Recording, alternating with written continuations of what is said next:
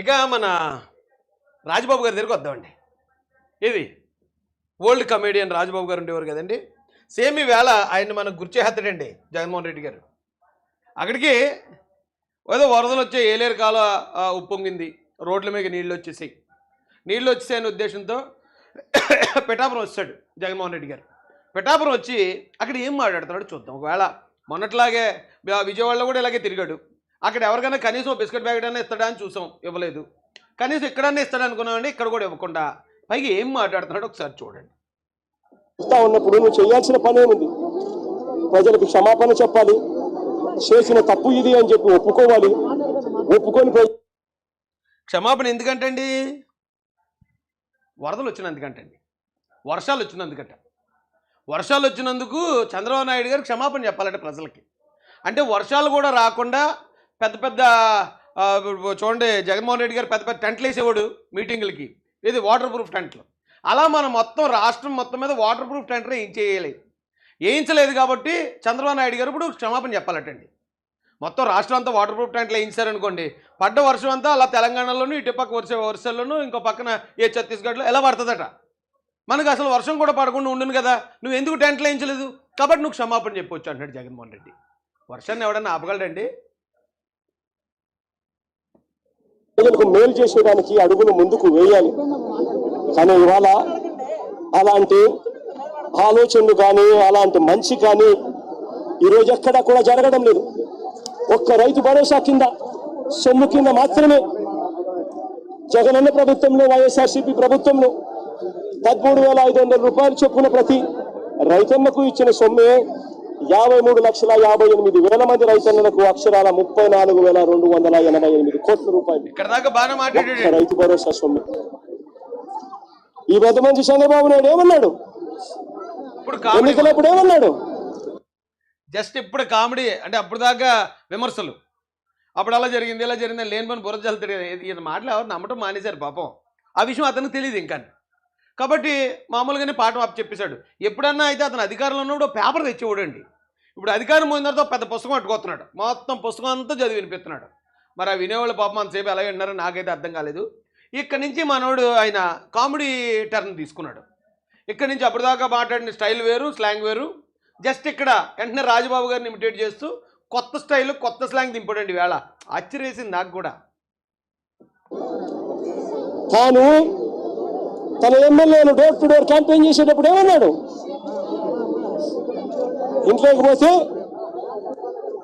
రైతన్న కండువా వేసుకొని ఇంట్లో నుంచి బయటకు వస్తా ఉంటే ఏమన్నాడు?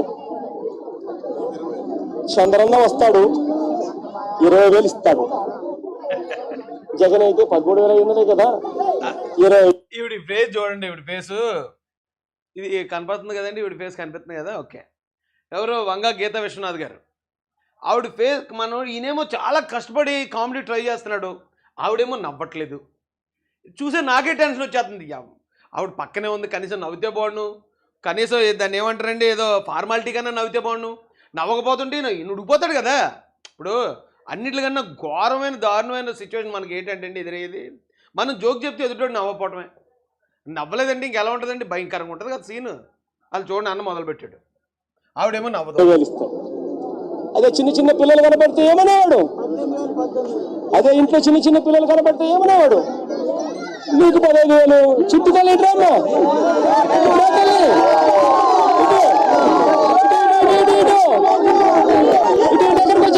దగ్గరకు వచ్చాయి. ఇప్పుడు కూడా నవ్వట్లేదండి ఈవిడ. నాకన్నా నవ్వుతుంది కానీ ఈవిడ మాత్రం నవ్వట్లేదు. ఎందుకంటే ఆవిడకి తెలుసు ఆవిడ అక్కడ నాయకురాలు కాబట్టి. ఏమంటే ఇక్కడ వరదలు, ప్రజలు కష్టంలో ఉన్నారు, ఆ కష్టానికి మనం ఏమైనా భరోసా ఇవ్వాలి, లేదా ఏదైనా సాయం అందించాలి. అది వదిలేసి ఇక్కడికి వచ్చి కామెడీ చేస్తున్నాడు ఏంటి అన్నట్టే ఉందండి ఆవిడ ఫేసు. చాలా సీరియస్గా ఉంది. కానీ ఈయన కామెడీ మాత్రం మామూలు కామెడీ చేయలేదండి. దగ్గరకు వచ్చాయి. ఇటు ఇటు ఇటు ఇటు ఇటు నీకు 15,000, ఇదిగో నీ తమ్ముడికి నీకు 15,000. అయినా కూడా నవ్వట్లేదండి ఆవిడ మాత్రం. అదిగో నీ తమ్ముడికి, ఇంకో తమ్ముడు దగ్గరకు వచ్చినా నీకు కూడా 15,000, నీకు కూడా 15,000.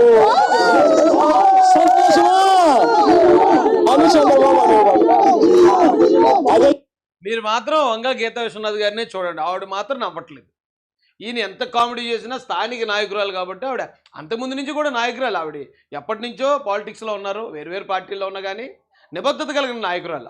ఆ విషయం మాత్రం కన్ఫర్మ్ చేయొచ్చు. అందుకని ఆవిడ కష్టంలోకి వెళ్ళినప్పుడు ప్రజల కష్టాన్ని మనం ఫీల్ అయితే మనకి ఇలాంటి కామెడీ రాదండి. ఇలాంటి చెత్త కామెడీ, నవ్వురాని కామెడీ అస్సలు రాదు. ఎందుకంటే ఎవరినైనా మనం పరామర్శించడానికి వెళ్ళినప్పుడు వాళ్ళకి అనారోగ్యం ఉన్నప్పుడు అరే అలా బాధపడుతూ ఉంటారు కదా అని మనం కూడా బాధపడి వెళ్తాం. అంతేగాని మనం ఏదో యాక్టింగ్ అయినా వెళ్తేనే ఇలాంటి కామెడీ వస్తుందండి. అయితే నాకు తెలిసి ఎవరో నిమ్మల రామానాయుడు గారి మీద మాత్రం జగన్మోహన్ రెడ్డి చాలా పేకల దాకా పెట్టేసుకున్నాడండి. ఎందుకంటే ఆ డైలాగ్ చంద్రబాబు నాయుడు గారు అన్నారు. చంద్రబాబు నాయుడు గారు కాదు అదంట, నిమ్మల రామానాయుడు గారే అన్నారు. నిమ్మల రామానాయుడు గారే నీకు 15,000, నీకు 15,000, నీకు 15,000, నీకు 18,000. ఈ డైలాగ్ చాలా ఫేమస్ అయింది. సంవత్సరానికి ఒకసారి. పార్టీ గెలిచి ఇంకా 3 నెలలు కూడా అవ్వలేదు, ఇంకా దాదాపుగా 8 నెలలు టైం ఉంది, 9 నెలలు టైం ఉంది. ఈ 9 నెలలు ఏదో రోజు అవుతుంది. అయితే దాన్ని సార్ కామెడీలో కలిపేసి, అంటే కొంచెం ఐపాక్ టీం నుంచి కొంచెం ఇన్స్ట్రక్షన్స్ వచ్చినట్టున్నాయి. కానీ జగన్ గారు మీరు వెళ్ళి మీరు మాట్లాడుతున్న మాటల్లో మీ ఏడుపు తెలిసిపోతుంది జనాలకి.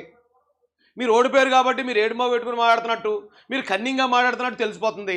కొంచెం కామెడీ మిక్స్ చేయరాదే అని ఉంటారు. ఆ కామెడీ ఈయనకి రాదు. ఈయన రాకుండా కామెడీ చెప్తే ఎలా ఉంటుందండి? ఎలా ఉంటుంది? ఇలాగే ఉంటుంది. జగనైతే అమ్మఒడి కేవలం అమ్మ ఖాతాలో 15,000 మాత్రమే వేస్తాడు. అదే చంద్రబాబు అయితే సూపర్ 6 లో చెప్పాడు నీకు 15,000, నీకు 15,000, నీకు 15,000, నీకు 15,000 అని చెప్పాడు అని పిల్లలను మోసం చేశాడు. అంటే పక్కన జక్కంపూడి రాజా ఉన్నాడు, వెనకాలేమో కురసాల కన్నబాబు ఉన్నాడు, వెనకాలేమో చెర్ల జగ్గిరెడ్డి ఉన్నాడు. వాళ్ళు కూడా నమ్మట్లేదండి. కనీసం ఈయన కామెడీ చేస్తున్నప్పుడు వాళ్ళన్నా కొంచెం కోఆపరేట్ చేయాలి కదా నవ్వుతుని. ఎదురుగా కెమెరాలు ఉన్నాయి, అందరూ ఆయన కామెడీ చేస్తే ఎవ్వరు నవ్వకపోతే ఈయన కమెడియన్ అయిపోయాడు కదా ఈరోజు. అదేంటండి మీ నాయకుడిని మీరు అలా చేశారు? అరే ఇంత బాధ్యత లేకుండా ఉంటే అలాగా? నవ్వు వచ్చినా రాకపోయినా మనమే కితకలు పెట్టుకుని నవ్వాలి అక్కడ. ఎందుకంటే కామెడీ చేస్తున్నది ఎవరు? పులివెందుల ఎమ్మెల్యే మీ నాయకుడు. అక్క చెల్లెమ్మల్ని మోసం చేశాడు. ఆ ఇంట్లో నుంచి వాళ్ళ అమ్మ బయటకు వస్తే వాళ్ళ అమ్మ, వాళ్ళ చిన్నమ్మ, ఇటువంటి వాళ్ళు ఎవరైనా బయటకు వస్తే, ఈ పేరేం పేరు తల్లి,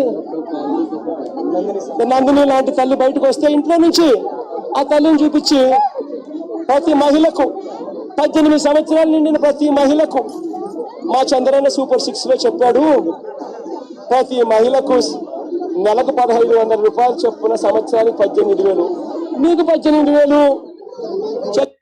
నా తెలుగు అడుగుతున్నానండి, ఈయనకి ఏమన్నా కొంచెం బ్రెయిన్ ఏమైనా పాడైంది అంటారా జగన్మోహన్ రెడ్డి గారికి? ఎందుకంటే మొన్న అలాగే కష్టంలో ఉన్న ప్రజల దగ్గరికి, ఆ వరదలో మునిగిపోయిన ప్రజల దగ్గరికి వెళ్ళాడు, అక్కడ ఇలాగే చేశాడు. ఇప్పుడు మళ్ళీ అదే వరదల్లో కష్టాల్లో ఉన్న ప్రజల దగ్గరికి వెళ్ళాడు, ఇక్కడ అదే మాట్లాడుతున్నాడు. అంటే ఆ మాట్లాడడంలో కూడా కొంచెం కామెడీ అనుకుంటున్నాడు, కానీ అయినా నాకు ఎందుకు ఆయన ఇన్బ్యాలెన్స్డ్గా అనిపిస్తున్నాడండి. కొంచెం ఆయనకి కూడా బ్రెయిన్ స్కానింగ్ చేయితే బాగుంటుందేమో అండి. ఎందుకంటే ఇలాంటి కష్టంలో ప్రజలు ఉన్న సమయంలో వెళ్ళి ఈ టైప్ ఆఫ్ మాటలు ఎవరు, రాజకీయ విమర్శలు ఎవరు చేయరండి. ఇప్పటిదాకా ఎక్కడ జరగలేదు అలాగా. వీలైతే గవర్నమెంట్ సాయం చేస్తుంది, గవర్నమెంట్ సాయం అందకపోతే మేము చేస్తాం, లేదా గవర్నమెంట్ చేస్తుంది, అలాగే ప్రతిపక్ష పార్టీగా మేము కూడా సాయం చేస్తున్నాం, సహాయ కార్యక్రమంలో పాల్గొన్నాం, మేము కూడా పలానా వాళ్ళకి సాయం చేస్తున్నాం అంటూ సహాయం చేసే ప్రతిపక్షాలను చూసాం ఇప్పటిదాకా. కానీ వాళ్ళకి ఒక్క రూపాయి కాదు కదా, ఒక్క బిస్కెట్ ప్యాకెట్ కూడా సాయం చేయకుండా అక్కడ నిలబడి ఈ టైంలో ప్రభుత్వం మీద బురద జల్లటం, ప్రభుత్వాన్ని విమర్శించడం, ఇలాంటి కామెడీ ఇది చాలా న్యూసెన్స్గా అసహ్యంగా అనిపించట్లేదండి? అసహ్యంగా అనిపించట్లేదు మీకు? నాకైతే చాలా అసహ్యంగా అనిపిస్తుందండి బాబు. నీకు 18,000, నీకు 18,000 అని ఆ ఇంట్లో నుంచి వచ్చి చూడండి, మళ్ళీ ఆవిడ వేచి చూడండి, ఇంకా అలాగే ఉంది. ఆవిడ చాలా బాధపడుతుంది. వంగాకి ఎదుగారు చాలా బాధపడుతున్నారు. ఏంటి ఇతను ఇలా మాట్లాడుతున్నాడు ఏంటి? ఏ పని మీద వచ్చాడు, ఏ సందర్భంలో వచ్చాడు, ఏం మాట్లాడుతున్నాడు ఇతను? ఇలాంటి మాటల వల్లే కదా మనం 11 సీట్లకు పరిమితం అయిపోయాం. ఇప్పటికి ఇంకా నాయకత్వ లక్షణాలు రాకపోతే ఎలాగా? ఇప్పటికి ఇంకా హుందాగా ప్రవర్తించడం రాకపోతే ఎలాగని ఆవిడ బాధపడుతుందండి. ఆవిడ ఎవరు ఒప్పుకోండి ఒప్పుకోకపోండి, ఆవిడ మనస్సాక్షికి తెలుసు ఆవిడ బాధపడుతుందో లేదో. ప్రతి ఒక్కరు ఆ అమ్మకు, ఆ చిన్నమ్మకు, ఆ పెద్దమ్మకు అందరికి నీకు 18,000, నీకు 18,000, నీకు 18,000 చెప్పాడు. అందరితో ఆగిపోయాడా? ఆ ఇంట్లో నుంచి 50 ఏళ్ళ పై చిలుకు గల మహిళ ఎవరైనా బయటకు వస్తే, మా అమ్మ జమ్మ వయసులో ఉన్న ఎవరైనా బయటకు వస్తే, మా అమ్మలంటమ్మ బయటకు వస్తే వీళ్ళకేమనేవాడు? జగన్ అయితే నీకు 18,000 ఇస్తాడు, మా చంద్రన్న అయితే నీకు 48,000 ఇస్తాడు అని చెప్పి అమ్మను మోసం చేశాడు. ఎవరినండి మోసం చేస్తా? పెన్షన్లు ఆల్రెడీ ఇస్తున్నారు కదా, 4,000 రూపాయలు చెప్పిన ఇస్తున్నారు. 4,000 అంటే 4,000 ఇంటూ 12 48,000. ఆల్రెడీ ఆయన గెలిచిన దగ్గర నుంచి ఇచ్చేస్తున్నాడు. ఒకరోజు 1వ తారీఖు ఆదివారం అయితే మన అయితే 30వ తారీఖుని ఇచ్చేసాడు. అది అబద్ధం అంటే ఏంటి? పాడైందండి పాపం ఈయనకి. ఒకవేళ అందుకే పాపం యూకే వెళ్తానని మన పర్మిషన్ అడిగినట్టున్నారండి. యూకే వెళ్ళడానికి పర్మిషన్ సమయానికి రాలేదు, ఎందుకంటే కోర్సు టైం టు టైం వాడాలి. ఆ టైం టు టైం వాడకపోతే ఖచ్చితంగా రియాక్షన్స్ ఉంటాయండి, డౌట్ లేదు అందులో. అయితే ఈయన టైంని బట్టి ఈయన చక్కగా పలానా డేట్ దాకా ఉన్నాయి, అక్కడి నుంచి మనం మళ్ళీ వెళ్ళాలి లండన్ అని ఆయన ఫిక్స్ చేసుకున్నాడు. కానీ కోర్టు ఈ పాస్పోర్ట్ విషయంలో అడ్డు పెట్టేటప్పటికి కోర్సు టైం దాటిపోయింది. మరి అప్పటి నుంచి ఇలా మాట్లాడుతున్నాడండి ఈయన. ఇంట్లో నుంచి 20 ఏళ్ళ పిల్లోడు బయటకు వస్తే ఏమనేవాడు? ఇదేం పేరమ్మా? ప్రకాష్ ఇద్దరు ఇంట్లో నుంచి బయటకు వస్తే ఏమనేవాడు? ప్రకాష్ నీకు నెలకు 3,000, నీకు సంవత్సరానికి 36,000 నిరుద్యోగ వృత్తి నీకు ఇస్తాను. నేను అడుగుతా ఉన్నానయ్యా. ఆవిడ పాపం తల ఇలా పట్టుకుందండి, ఇలా పట్టుకుంది ఆవిడ ఇప్పుడే. జస్ట్ మీరు చూసే ఉంటారు. ప్రకాష్ ఇద్దరు ఇంట్లో నుంచి బయటకు వస్తే ఏమనేవాడు? చూడండి మీరు. ప్రకాష్ నీకు నెలకు 3,000, నీకు సంవత్సరానికి 36,000 నిరుద్యోగ వృత్తి నీకు ఇస్తాను. నేను అడుగుతా ఉన్నానయ్యా. చాలా ఎన్నికలు అయిపోయి 4 నెలలు. చాలా ఇరిటేటింగ్గా, చాలా దాన్ని ఎలా అనాలి కానీ చాలా ఇబ్బందిగా నిలబడ్డదండి ఆవిడకి అస్సలు నచ్చలేదు జగన్మోహన్ రెడ్డి గారు అక్కడికి వెళ్ళి అలాంటి రాజకీయం మాట్లాడడం. అలాంటి సమయంలో ఈయన ఇంకెప్పుడు మారుతాడండి మరి? అయిపోయింది. ప్రజలందరూ ఎదురు చూస్తా ఉన్నారు. పిల్లలు బడులకు కూడా పోవడం మొదలుపెట్టాడు. బడులకు పోతా ఉన్నారు పిల్లలు. పోయింది, ఇంతకుముందు వచ్చే అమ్మఒడి పోయింది. వ్యవసాయం చేస్తా ఉన్న రైతులు ఉన్నారు, ఇంతకుముందు వచ్చే రైతు భరోసా సొమ్ము పోయింది. ఇంతకుముందు చేయూత వచ్చేది, చేయూత పోయింది. 0 వడ్డీ పోయింది. ఆసరా ఇంతకుముందు జగన్ పరికరంతో అది కూడా మంచి చేశాడు. దాని గురించి అట్టాగా ఊసేది. కొంచెం స్పీడ్ పెడతాను ఉండండి.